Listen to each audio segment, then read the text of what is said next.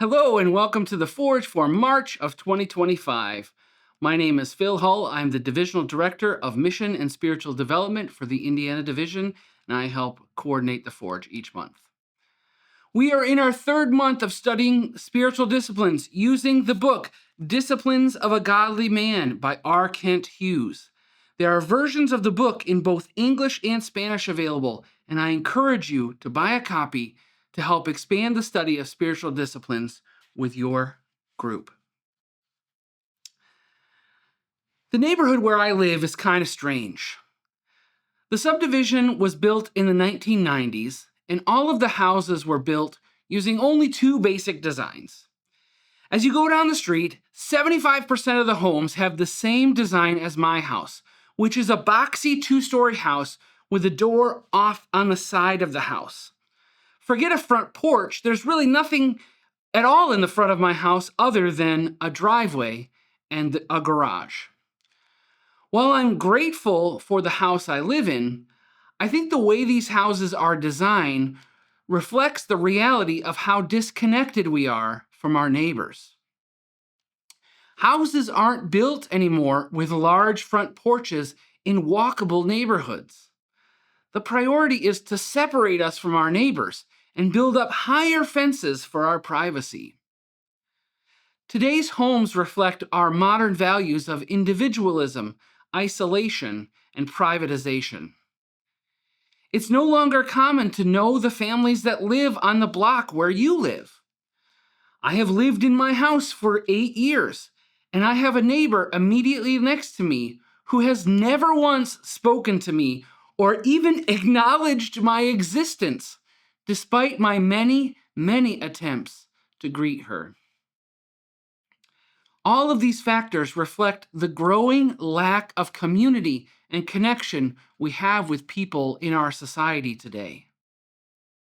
Being connected is a part of the way that God designed us. It's also something that seems to be lacking in our society more than any time in history. We have so many opportunities to be connected thanks to technology, but it's actually leading to increased isolation and loneliness. The lack of connection and community isn't just something we feel, it's something that's backed up by data.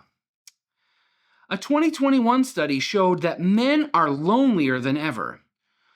Only 27% of men say they have 6 close friends. That number is half what it was 30 years ago. Even worse than that, 15% of men say they have no close friends at all. That number is up an astounding 500% since 1990. A different Pew Research study in 2023 found that 63% of men under the age of 30 are single. There are literally tens of millions of men in this country without any significant relationships in their lives. This lack of connection also impacts our health. According to the Surgeon General's office, loneliness and social isolation increase the risk for premature death by 26 to 29%. In addition, poor or insufficient social connection is associated with increased risk of heart disease, including a 29% increased risk of heart disease and a 32% increased risk of stroke. It's also associated with increased risk for anxiety, depression, and dementia. I have more numbers, but honestly, I really don't want to share them because they're all just sad.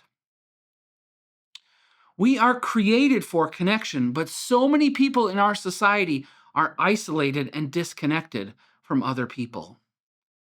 It's up to us to change things, and one of the ways we can do that is through the spiritual discipline of friendship. Jesus is our example. His ministry was centered on deep friendships with the 12, whom he repeatedly called friends. And there was also the inner circle of 3 with whom he formed an even deeper friendship and to whom he bared his heart. Being a Christian is all about relationships. our relationship with God through Jesus and with the Holy Spirit, but also our relationships with our fellow believers.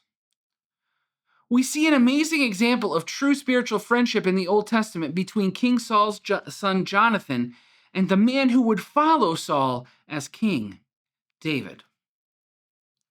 If you've grown up in church, you've probably heard many stories of David's heroism and bravery, but Jonathan was no slouch either. He was also a great warrior and a great leader. And it would be easy for Jonathan to be jealous as the king's heir apparent, to see David come along as the anointed future king. But they had an immediate connection with each other, and a deep friendship developed. Let's see how it's recorded in the book of 1 Samuel, chapter 18. It says, "After David had finished talking with Saul, he met Jonathan, the king's son. There was an immediate bond between them, for Jonathan loved David. From that day on, Saul kept David with him and wouldn't let him return home. And Jonathan made a solemn pact with David because he loved him as he loved himself. Jonathan sealed the pact by taking off his robe and giving it to David, together with his tunic, sword, bow, and belt." This scene comes immediately after David had killed Goliath and won the attention and adoration of the entire nation of Israel. It's also the point where Saul began to see David as a threat to his power. It would have been easy for Jonathan to feel the same, but he had an instant friendship with David, and they truly cared for each other. Jonathan even went as far as giving David his robe, his sword, and his armor. This was a huge honor for this prince to give his robe to the shepherd and treat him as his equal. Jonathan maintained a fierce loyalty to David as their friendship grew. This happened in spite of the fact that Saul was actively hunting David, trying to kill him. At one point, Jonathan convinced his father to make an oath not to harm David, one that Saul did not keep. Over and over again during their friendship, they reaffirmed their commitment to each other and looked out for each other in very trying circumstances. What can we learn from the example of deep spiritual friendship we see between Jonathan and David? Deep friendships and friendships in general are there to be made if we value them as we ought, and if we practice some simple disciplines of friendship. First, through prayer. We must pray specifically for God's help in making inward changes that will expand our capacities for friendship. And we must pray for the opportunity to develop friendships. Also, through friendliness. No matter what our personality, we need to work at being friendly. We need to be consciously cheerful. We need to ask questions. We need to place ourselves in situations where friendships happen. Next, through work. You can have just about anything you want if you work for it. We generally get what we set our sights on. And this is also true of friendships. Those who have friends place great importance on them. We can do it through affirmation. If we work at affirming others, we will have friends. Be generous with honest affirmations, and you will have friends. Next is through listening. If you will work at being a good listener, you will develop friends. Listen well, and people will discover they are important to you, which is key to any friendship. Next is through acceptance. If we discipline ourselves to be accepting, others will be willing to open up to us and seek the connection we are offering. An open, accepting soul is like a well-lit home on a cold, dark night. We need to put some holy sweat into our relationships. We need to resist the lure of our isolating architecture and overcome the isolating lure of our digital screens. Most of all, we must overcome our privatized hearts.